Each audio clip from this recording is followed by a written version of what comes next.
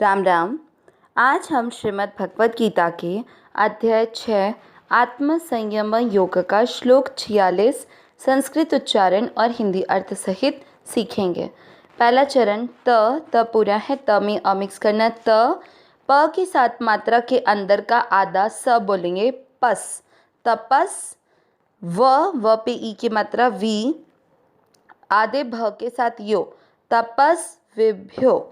देखो यहाँ पर वी जो है वो वी भ्यो नहीं करना, तपस्वी सिंपल ऐसे बोल दीजिए, तपस विभ्यो। फिर यो के बाद में अवग्रह, आपको यो की मात्रा को लंबा खींचते हुए योधिको। फिर है योगी, घी की मात्रा बड़ी लंबा खींचना है, योगी। पहला चरण रिपीट करते हैं, तपस्विभ्योधिको योगी।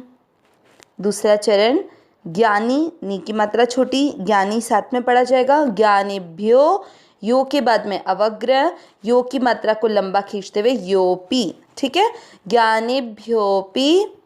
म में अमिक्स करना है मतो, तो के बाद में वापस अवग्रह, तो की मात्रा को लंबा खींचेंगे, मतो धिक। क में अमिक्स किया, क में अ की मात्रा तो विसर्ग को पढ़ेंगे ह, मतो धिक। सेकेंड चरण रिपीट, ज्ञानेभ्योऽपि मतोऽधिकः।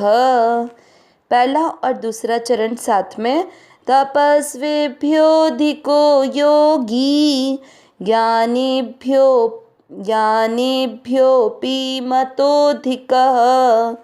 तीसरा चरण क पूरा है, क में अमिक्स करना है, मी के ऊपर आधा र दिख रहा है, उस आधे र की मात्रा को अपन क के साथ पढ़ेंगे, कर मी। फिर आधे भ के साथ य, कर्मेभ्य, और य के साथ आधा श, कर्मेभ्यश। चाधिको योगी, गी की मात्रा वापस यहाँ पे बड़ी है, खींचना है लंबा। तीसरा चरण रिपीट, कर्मेभ्यश्चाधिको योगी।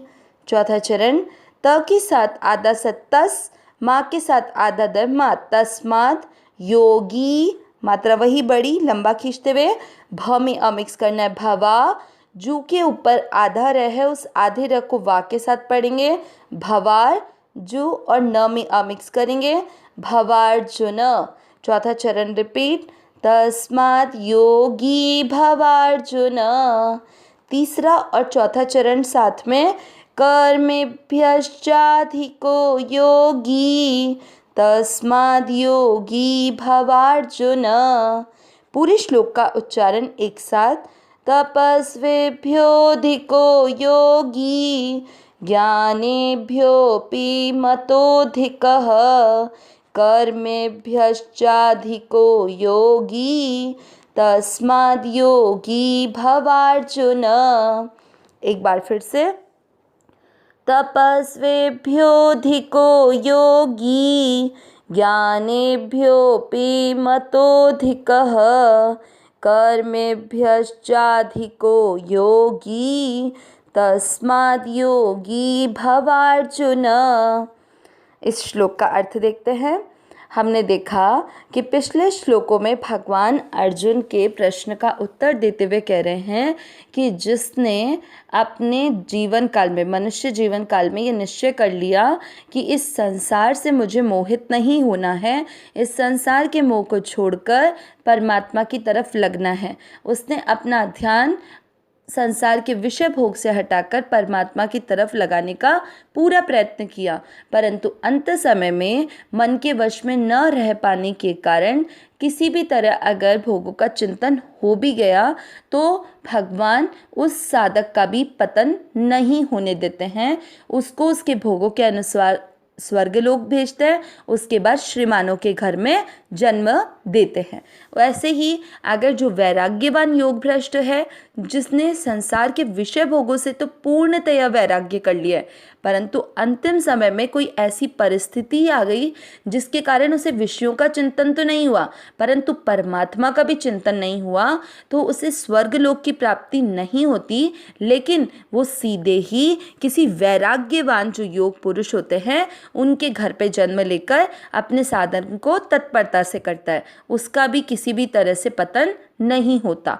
और फिर भगवान ने ये बोला कि जो योग का जिज्ञासु है, मतलब जो समता की स्थिति को अपने जीवन में लाना चाहता है, जिसके लिए संसार के विषय भोग, यहाँ के जो परिस्थितियाँ हैं वो किसी भी तरह से प्रभावित नहीं करती, उस समता की स्थिति को जो पाना चाहता है, जो योग का जिज्ञासु है, उसका भी पतन नहीं होता है। भगवान ने ये सब बातें बताई।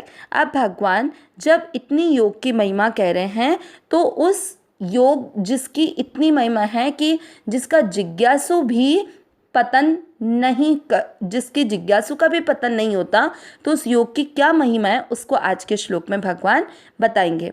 तपस्विभ्यो धिको, देखो यहाँ पर जो अवग्रह है उससे बन गया अधिको, तो तपस्विभ्य धन अधिक, तो तपस्विभ्य यानी तपस्वियों से भी, अधिक यानी श्रेष्ठ है, योगी कौन, योगी श्रेष्ठ है।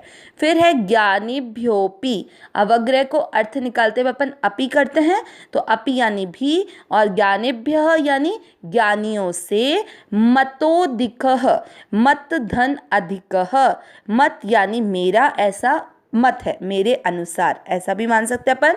अधिक यानी श्रेष्ठ है, मतलब वो ज्ञानियों से भी अधिक श्रेष्ठ है। तो दो जनों से श्रेष्ठ बता दिया भगवान ने पहले और दूसरे चरण में, कि तपस्वियों से भी और ज्ञानियों से भी। आगे कर्मेभ्यश, तो आधा श जो है वो कर्मेभ्यः और च इन दोनों शब्दों को जोड़ रहा है। तो कर्मेभ्यः यानी कर्मियों से, च यानी और, फिर चाधिको, चाधिको में च धन अधिको, ये दो शब्द हैं, च यानी और, अधिको अधिक यानी श्रेष्ठ है, योगी कौन श्रेष्ठ है, योगी श्रेष्ठ है। तो जो कर्मियों हैं, कर्मी हैं, उन कर्मियों से भी योगी श्रेष्ठ है।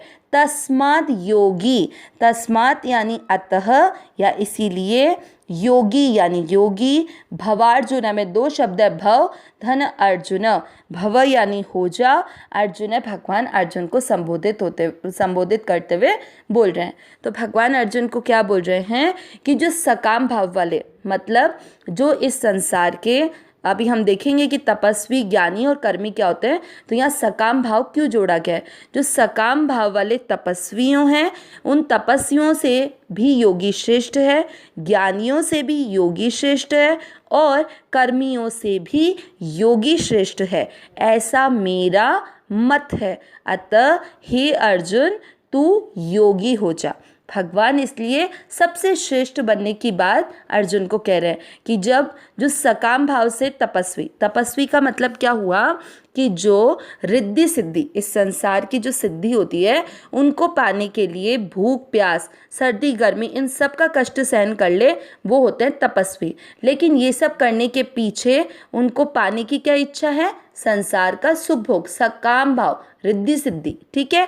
तो इनसे भी अधिक श्रेष्ठ कौन हुआ, जो परमात्मा की रुचि वाला है, जो परमात्मा को प्राप्त करना चाहता है, जिसका लक्ष्य परमात्मा की प्राप्ति है, वह योगी श्रेष्ठ है।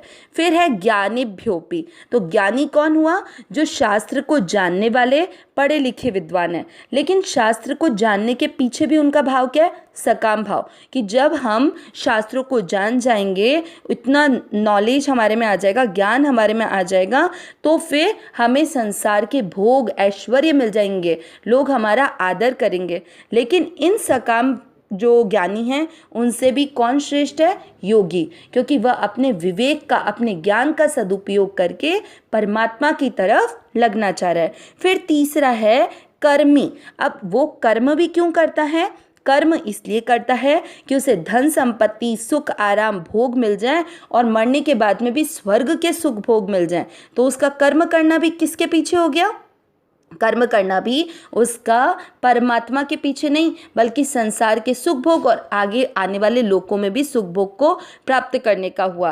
तो इस कर्मी से भी अधिक योगी श्रेष्ठ है, जो अपने कर्तव्य कर्म केवल दूसरों के हित के लिए करता है, और उसमें उसका भाव क्या रहता है, निष्काम भाव। तो यहाँ भगवान ने तीनों योगियों के बारे में बात कर ली।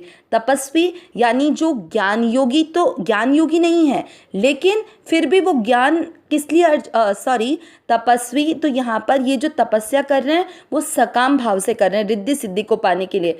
ज्ञानी जो ज्ञान शास्त्रों का ज्ञान केवल सांसारिक ऐश्वर्य को प्राप्त करने के लिए कर रहे हैं, और कर्मी जिनका कर्म केवल धन दौलत ऐश आराम सभी लोगों से आदर सत्कार पाने के लिए हो रहा है। इन सभी से योगी अर्थात जो समता की स्थिति को प्राप्त करने वाला है, जो परमात्मा तत्व को जानना चाहता है, परमात्मा की प्राप्ति में तत्परता से लगा है, वह योगी श्रेष्ठ है। इसलिए भगवान अर्जुन को योगी होने की प्रेरणा कर रहे हैं। अविनाशी सहज सुख राशि, हे नाथ हे मेरे नाथ, मैं आपको भूलूं नहीं।